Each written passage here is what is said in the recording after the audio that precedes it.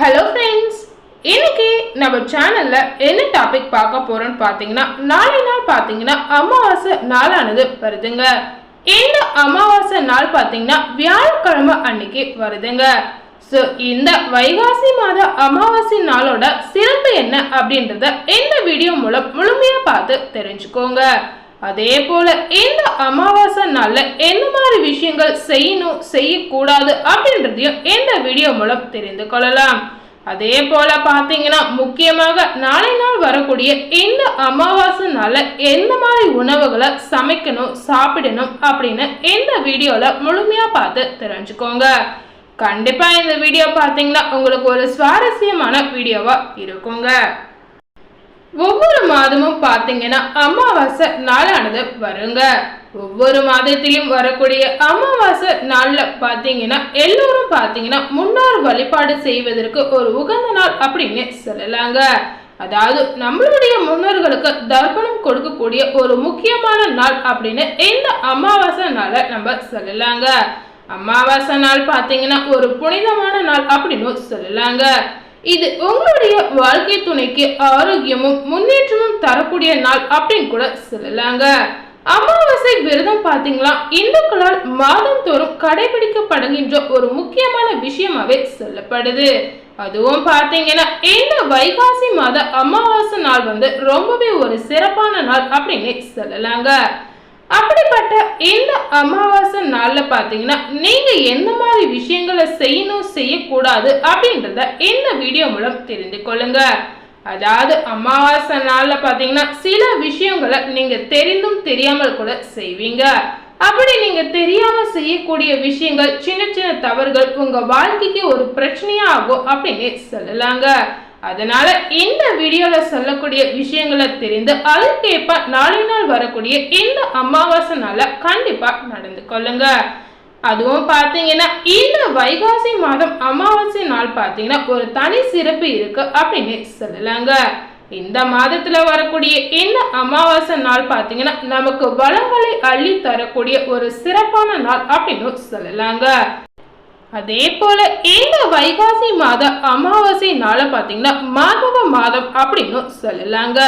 வைகாசி மாதத்தில் புனித நதியில் நீராடி விட்டு மகா விஷ்ணுவிற்கு துளசி இலைகளை கொண்டு பூஜை செய்வோருக்கு நல்ல பலன் கிடைக்கும் அப்படின்னு புராணம் ரீதியா சொல்லப்படுது அப்படின்னு சொல்லலாங்க. இந்த வைகாசி மாதம் வரும் அமாவாசையில பாத்தீங்கன்னா நம்மளுடைய முன்னோர்களை வழிபட்டால் நமக்கு சுபிட்சம் கிடைக்கும் அப்படின்னு பல பேர் நம்பப்படுகின்ற ஒரு விஷயமாவே சொல்லலாங்க. இன்றைய காலகட்டத்திலையும் பாத்தீங்கன்னா இந்த அமாவாசை நாள்ல இந்த ஒரு விஷயத்த நம்ம கடைபிடிக்கப்படுகின்ற ஒரு முக்கியமான விஷயம் அப்படின்னு சொல்லலாங்க. அதாவது நம்மளுடைய முன்னோர்களுக்கு தர்ப்பணம் கொடுத்தா மட்டுமே நம்மளுடைய முன்னோர்களுடைய ஆசீர்வாதம் முழுமையா நமக்கு கிடைக்கும் அப்படின்னு சொல்லலாங்க. ஸோ உங்களுக்கும் உங்களுடைய முன்னோர்களுடைய ஆசீர்வாதம் பரிபூரணமா கிடைக்கணும்னு நினைச்சீங்கன்னா இந்த அமாவாசை நாள் அன்னைக்கு கண்டிப்பா முன்னோர் வழிபாடு ரொம்பவே ஒரு முக்கியமான விஷயம் அப்படின்னு சொல்லலாங்க. ஸோ இந்த வைகாசி மாத அமாவாசை நாள் அன்னைக்கு கண்டிப்பா முதல்ல முன்னோர் வழிபாட்டை செய்திடுங்க. அதே போல பாத்தீங்கன்னா சித்திரை முடிந்து வைகாசியில் வரக்கூடிய இந்த அமாவாசை நாள் பாத்தீங்கன்னா வியாழக்கிழமை அன்னைக்கு வருதுங்க.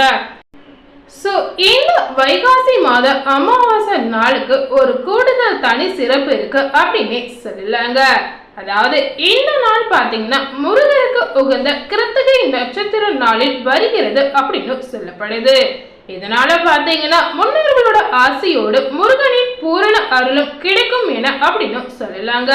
அதனால அமாவாசை நாள்ல பாத்தீங்கன்னா முதல்ல தர்ப்பணம் கொடுத்த பின்னர் பாத்தீங்கன்னா சிவன் அல்லது முருகன் கோவிலுக்கு செல்வது நல்ல பலனை கொடுக்கும் அப்படின்னு சொல்லலாங்க.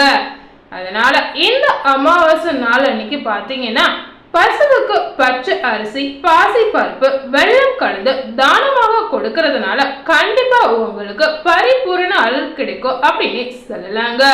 அதாவது முருக பெருமானுடைய அருள் முழுமையாவே கிடைக்கும் அப்படின்னு சொல்லப்படுது. இந்த மாதிரி விஷயத்த இந்த அமாவாசை நாள நீங்க செய்யறதுனால பாத்தீங்கன்னா உங்களுக்கு நீண்ட ஆயுளும் செல்வமும் கிடைக்கும் அப்படின்னு சொல்லப்படுது. சோ இந்த அமாவாசை தினத்துல பாத்தீங்கன்னா ஆண்கள் விரதம் இருந்து அதே போல தர்ப்பணம் கொடுக்கணும் அப்படின்னு சொல்லலாங்க. அதே போல சுமங்கலி பெண்கள் பார்த்தீங்கன்னா கண்டிப்பாக அமாவாசை இருக்கவே கூடாதுங்க. இது சாஸ்திரப்படி சொல்லப்படுது அப்படின்னு சொல்றாங்க.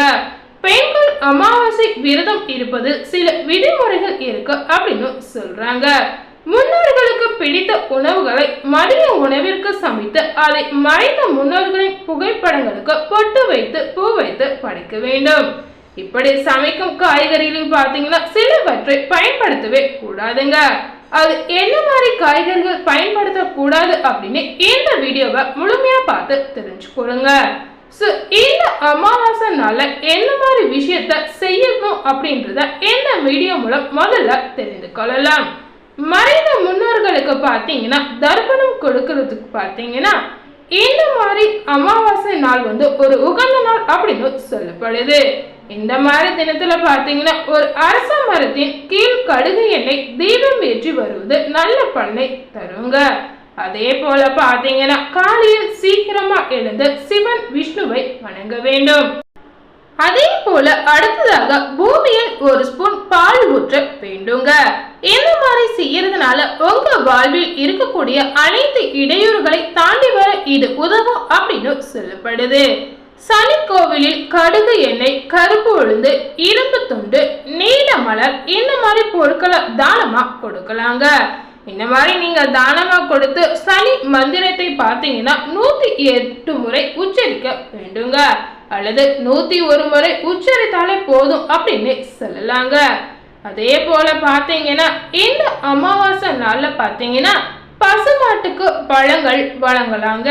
அதே போல இந்த மாதிரி நீங்க பசுமாட்டுக்கு பழங்கள் காய்கறிகள் கொடுக்கறதுனால உங்க குடும்பத்துல அமைதியும் ஒற்றியும் ஓங்கும் அப்படின்னு சொல்லப்படுது.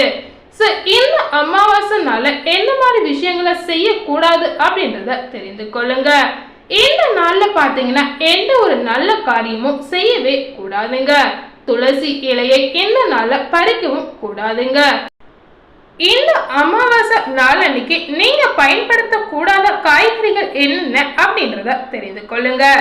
முட்டைக்கோஸ், நூக்கல், முள்ளங்கி, பீன்ஸ், உருளைக்கிழங்கு, கேரட், கத்திரிக்காய், வெண்டைக்காய், காலிஃப்ளவர், பட்டாணி, வெங்காயம், பூண்டு, பெருங்காயம், கத்தரிக்காய், சௌச்சௌ, சுரைக்காய், முருங்கைக்காய், கோவக்காய், பீட்ரூட், பச்சை மிளகாய் இந்த மாதிரி உணவுகளை நீங்க தவிர்ப்பது ரொம்பவே நல்லதுங்க. அதே போல இந்த அமாவாசை நாள்ல பாத்தீங்கன்னா இந்த மாதிரி காய்கறிகளை வைத்து நீங்க எந்த உணவும் சமைக்கவே கூடாதுங்க. கீரையில் பாத்தீங்கன்னா நீங்க அகத்திக்கீரையை இந்த நாள்ல செய்யலாங்க. அதே போல இந்த அமாவாசை நாள் அன்னைக்கு சேர்க்க வேண்டிய காய்கறிகள் என்னென்ன அப்படின்றதையும் தெரிஞ்சுக்கோங்க. அவரைக்காய், புடலங்காய், பைத்தங்காய், வாழைத்தண்டு, வாழைப்பூ, வாழைக்காய், சர்க்கரைவள்ளி, சேனை இந்த மாதிரி காய்கறிகளை பயன்படுத்தலாம்.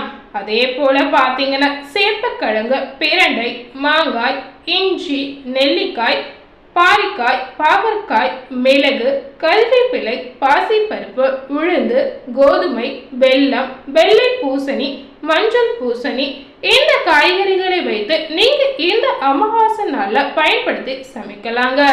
அதே போல இந்த காய்கறிகளை மட்டுமே பயன்படுத்தி நீங்கள் சமைத்த அமாவாசை நாள்ல தர்ப்பணம் கொடுக்கலாங்க.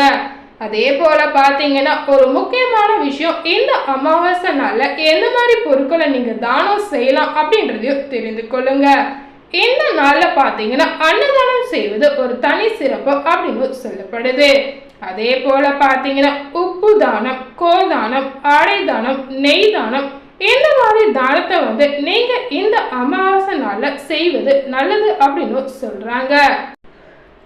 இன்னைக்கு நம்ம சேனல்ல நாளை நாள் வரக்கூடிய இந்த வைகாசி மாத அமாவாசை தினத்துல என்ன மாதிரி பொருட்களை தானமா வழங்கணும் அப்படின்னு இந்த வீடியோ மூலம் முழுமையா பார்த்து தெரிஞ்சிருப்பீங்க.